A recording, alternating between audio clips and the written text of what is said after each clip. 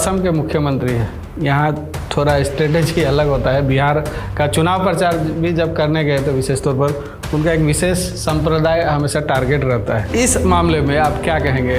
नमस्कार, breaking fast समाचार में मैं फिर से आपका स्वागत करता हूँ। और जैसा कि हमेशा हमारा प्रयास रहता है, हम कुछ विशेष व्यक्ति को आपके बीच लाने का प्रयास करते हैं। और आज हमारे बीच एक विशेष व्यक्ति फिर से उपस्थित है और उस विशेष व्यक्ति का जो परिचय है बताने से पहले एक चीज़ जो है मैं बता देना चाहूँगा।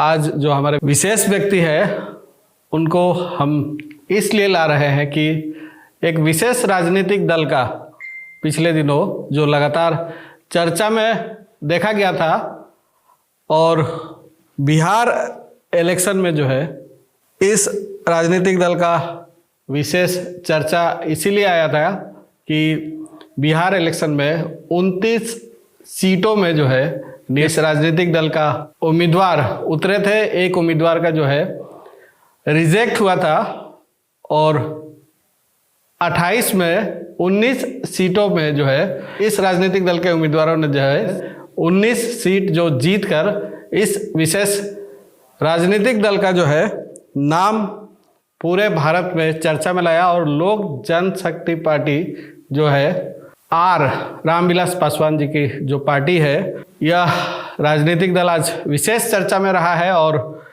इसके जो मुखिया का है रामविलास पासवान जी, उनके बारे में मैं सबसे पहले बता देना चाहूँगा कि सरकार भारत में लगातार बदलते रहे इनके दिनों में, लेकिन एक ऐसे उम्मीदवार रहे जो लगातार सांसद के तौर पर चुने गए, लगातार जो है केंद्रीय मंत्री के तौर पर चुने गए।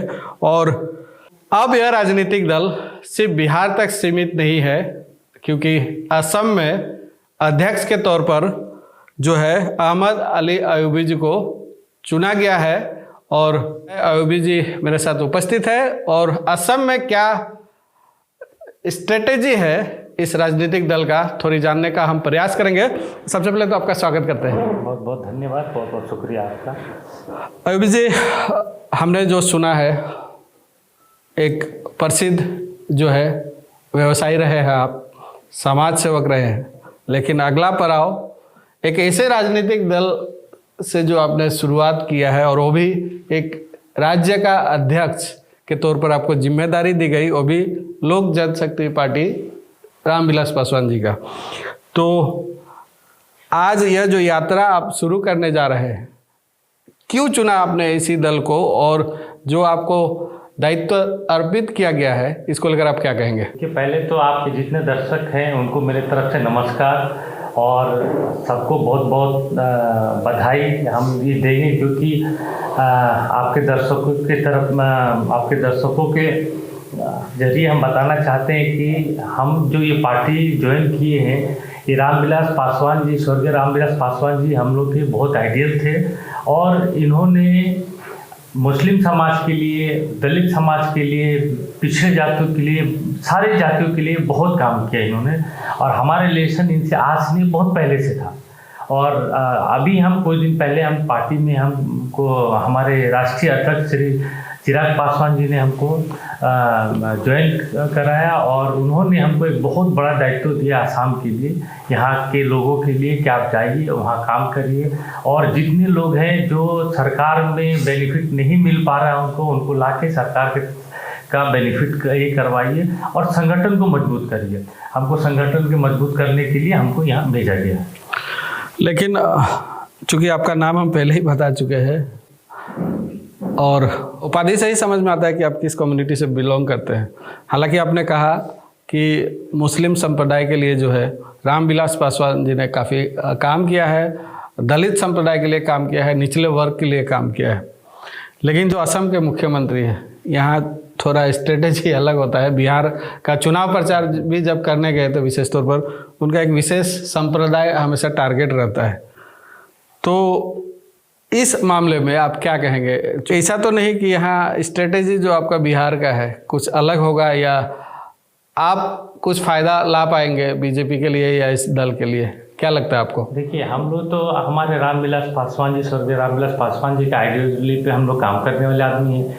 रह गया बात कि यहाँ पे जो मियाँ वाली बात है, तो हमको जहाँ तक हमको समझ में आया, और आप चूँकि हमसे ज़्यादा अच्छा जानते हैं क्योंकि आप मीडिया में हैं, तो हमारे जो यहाँ के सीएम हैं उनका ये है कि जो बांग्लादेश से लोग, जो बंगाली लोग आए हैं, उनका ये कहना है कि भाई उनको यहाँ पे रहना नहीं चाहिए, और वो एक तरह से जायज़ बात भी है।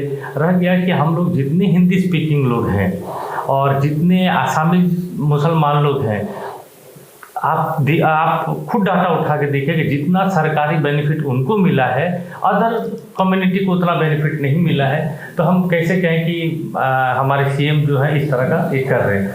फिर भी अगर कहीं किसी को कोई प्रॉब्लम है, कुछ है, तो वहाँ हम लोग खड़े होंगे। सरकार अगर कोई इस तरह की कुछ सरकार की तरफ से है, तो उसको हम लोग, हमारी पार्टी जरूर देखेगी।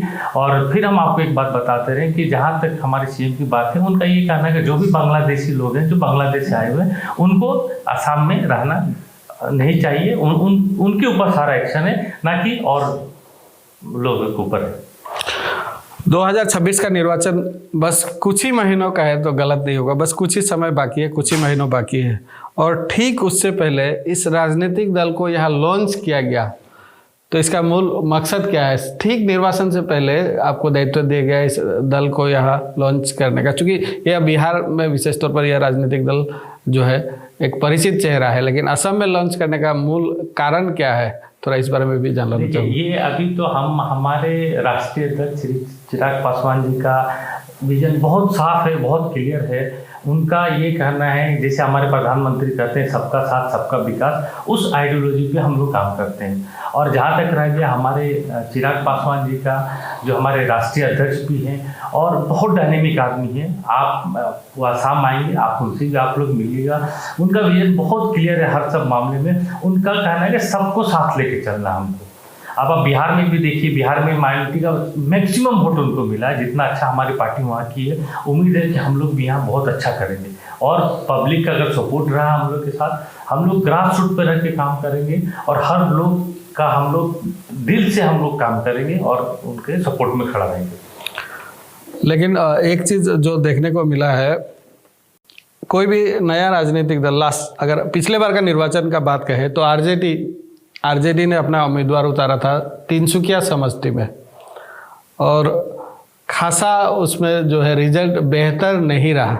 तो ऐसी कौन सी विशेष स्ट्रेटेजी रहेगी, या किस आधार पर आप सोच रहे हैं कि आने वाले समय में आप एक मजबूत उम्मीदवार अलग अलग जो समष्टि है वहाँ उतार कर जीता पाएंगे? ऐसा कौन सा मूल ठोस आधार है? देखिए, अभी तो ये चीज़ जो है, अभी टिकट की जहाँ तक बात है, ये हमारे आला कमान के ऊपर है। वो हमारे राष्ट्रीय अध्यक्ष पासवान जी के ऊपर है कि उसमें कितना सीट है, क्या है। क्योंकि हम बीजेपी के साथ अलायंस में काम कर रहे हैं, उनके साथ बैठ के वो हाई लेवल मीटिंग होगी। उस मीटिंग में डिसीजन होगा कि किस पे काम करना है, किस सीट पे नहीं करना है।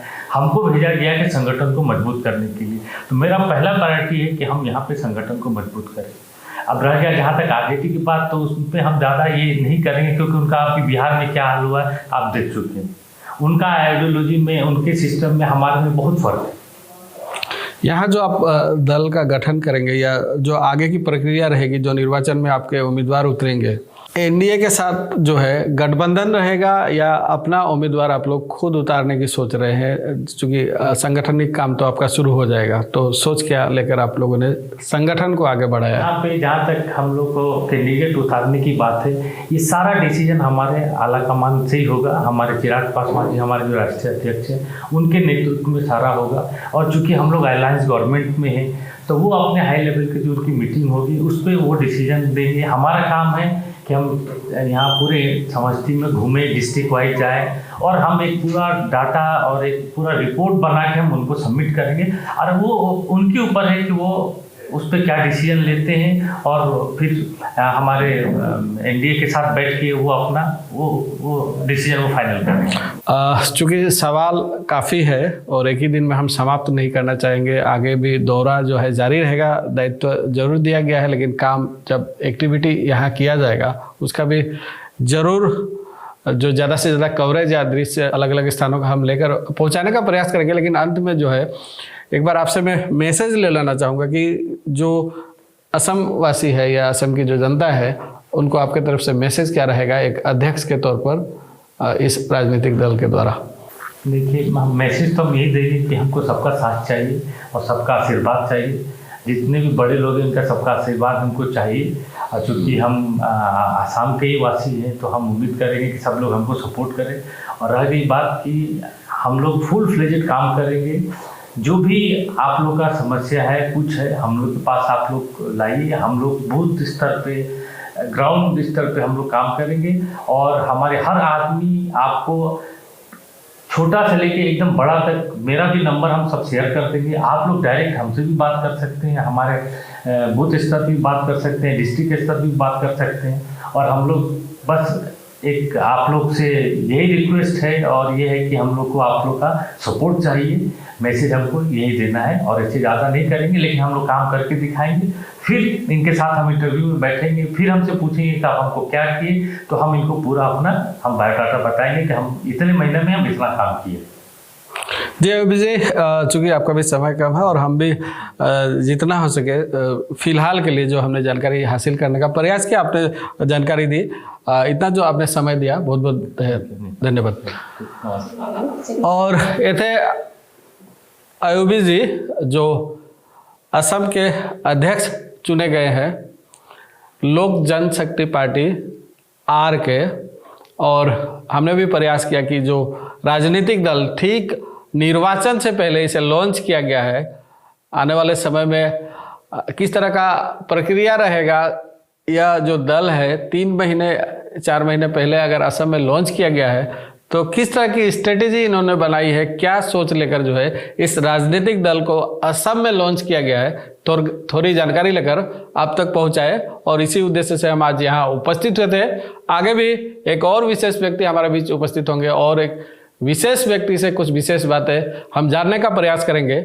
आप हमारे साथ बने रहिए, आप देखते रहिए बेकीफल समाचार।